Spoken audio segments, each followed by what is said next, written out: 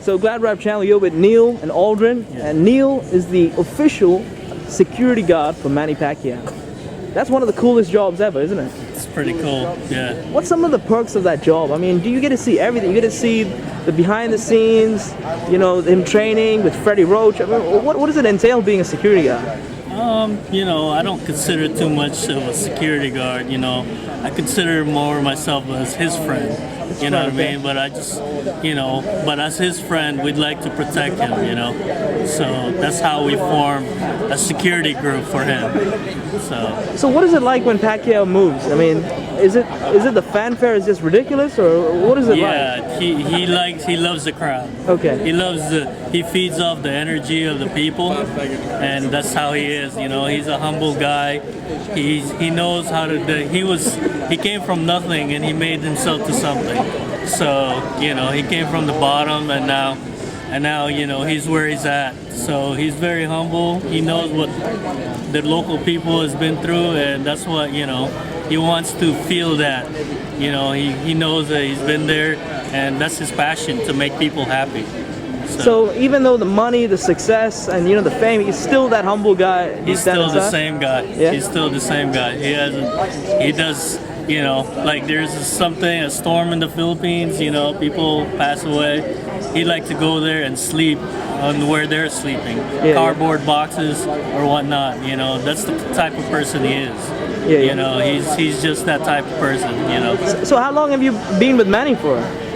Since 2008. 2008. 2008. So were you in the Philippines first, or how did it work? No, I'm just based out of California. Okay. Yeah, okay. So I met him over there, and you know, that's how we started.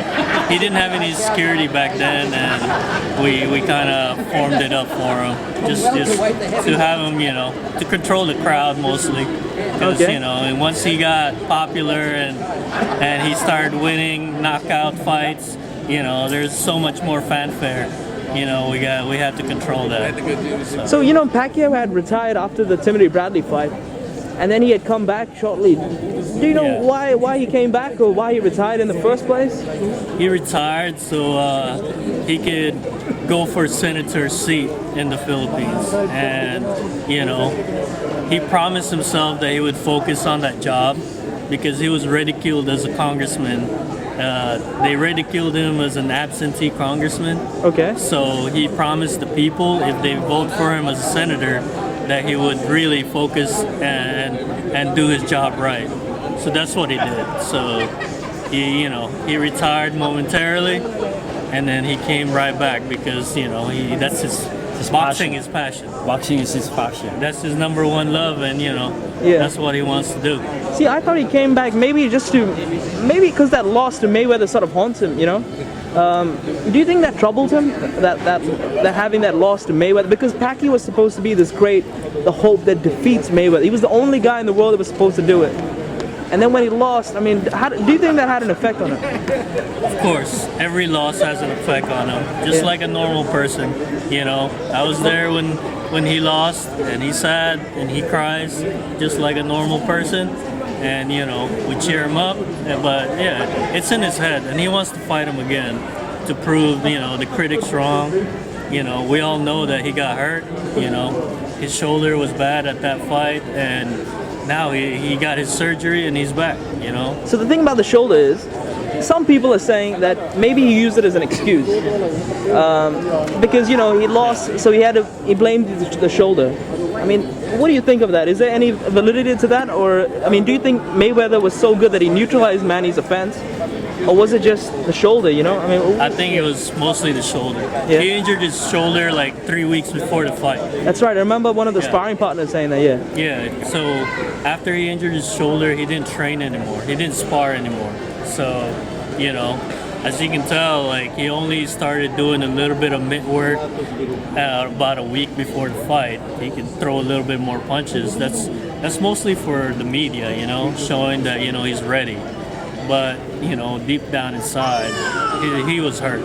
I guess it's hard to turn down the fight. I mean, you know, because it's taken 5 years to make the fight happen, and now to, you know, who knows whether Mayweather will ever accept it again. Yeah. So was that one of the reasons you think? Because he didn't want Mayweather to chicken out, maybe? Definitely. It took so long to make the fight, and all the sponsorship and tickets that were already sold. So it was hard to like cancel or postpone the fight. And there was also something, Mayweather might not fight anymore if he postponed the fight, and Mayweather will walk away. Yeah, exactly. So that was another thing that, you know, that was a concern of Team Pacquiao. So that's why, you know, we went ahead and continue on with the fight. So you were there when he injured his shoulder, right? I mean, you could see him in pain, there for the surgery. And he was definitely in pain. Yeah. The rotator cuff, right? It was like a torn labrum. Yeah. Yeah. So it's pretty much, if you look up the Kobe's injury. That's right. Yeah, it's the similar. And we used the same doctor that did Kobe's surgery. And Manny used the same doctor. Yeah, I mean, that's all in public records. You can look up the medical stuff. Yeah, true. And his doctor is, you know, giving out reports and everything, right? Yeah. So you think eventually, so Pacquiao's maybe chasing the rematch with Mayweather? You expect to see that maybe in the future? He would love to get that rematch. Yeah. I know deep in his heart he would love to get that rematch and then retire for good. Can you talk to him like that as a friend? Like, can you be like, hey man, can you you know, is he open to that, or is it hard to?